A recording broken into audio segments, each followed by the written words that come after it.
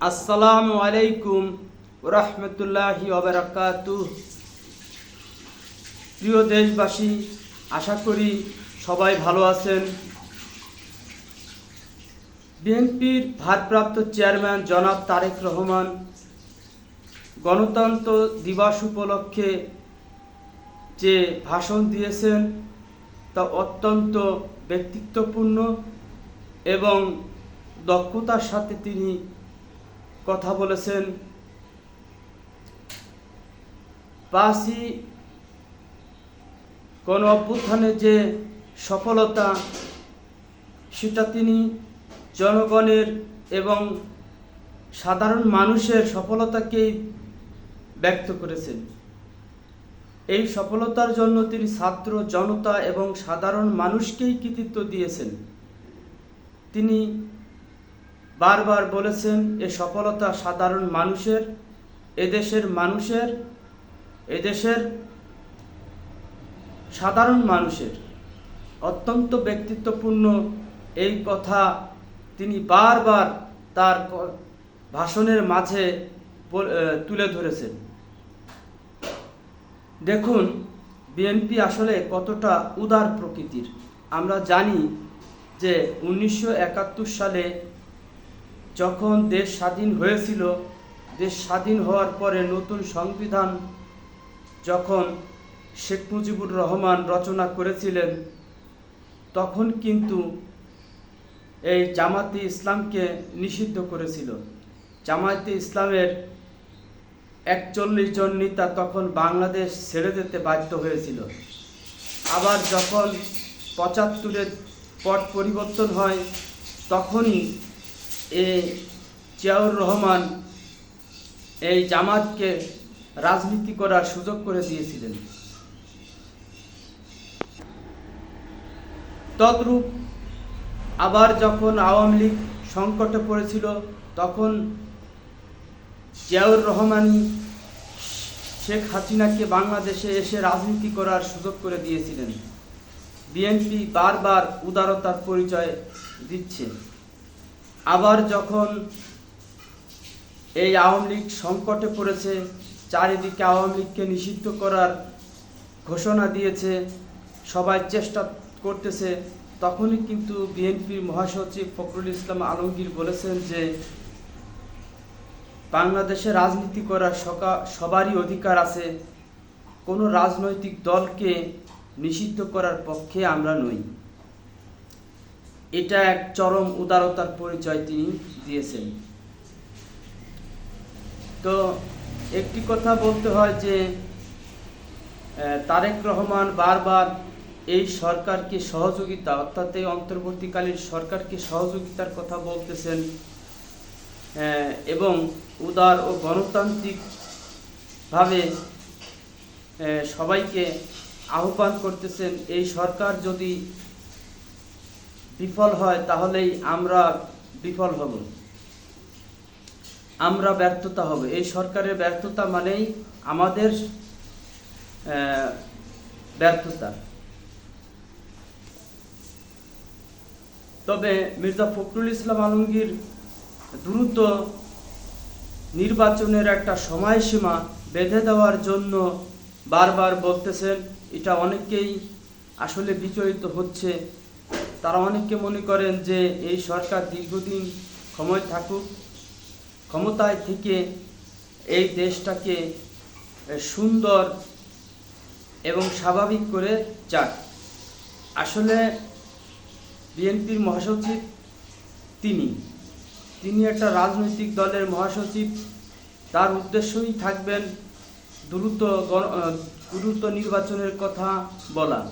তিনি চাইবেন দ্রুত নির্বাচন হোক। আর তারেক রহমান হচ্ছে শুধু এই মুহূর্তে বিএনপির চেয়ারম্যানের দায়িত্ব পালন করতেছেন, বাট তিনি কিন্তু সমগ্র বাংলাদেশের মানুষের কথাই বলতেছেন। সমগ্র বাংলাদেশের মানুষের ভাষাই তিনি বুঝতেছেন, এটাই স্বাভাবিক।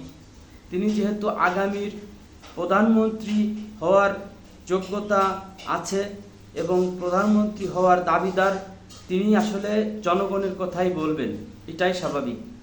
তো আমরা আসলে অনেকেই জানি যে কিছু 2 দিন আগেই আমেরিকার যে দক্ষিণ এশিয়া বিষয়ক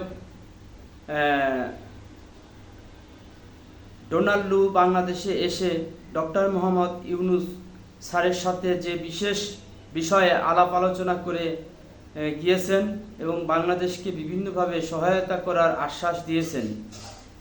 আমরা জানি যে আমেরিকা কোনো স্বার্থ ছাড়া কাউকেই সহযোগিতা করে না। তো ইউনূস স্যার হচ্ছে একজন মার্কিনপন্থী লোক, যা উনি দীর্ঘদিন ধরে থাকলে এ অঞ্চলে মার্কিন স্বার্থের জন্য কাজ করবে বলে অনেকেই ধারণা করেন।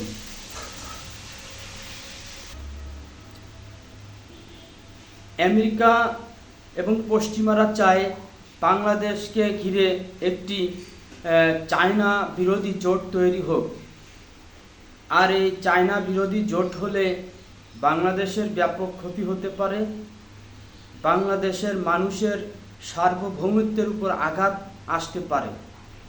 তাই যাতে এখানে মার্কিন স্বার্থ রক্ষা করার জন্য কোনো ধরনের প্রচেষ্টা চালানো যাতে না হয়, সেজন্যই আসলে আমাদের একটি গণতান্ত্রিক সরকার প্রয়োজন।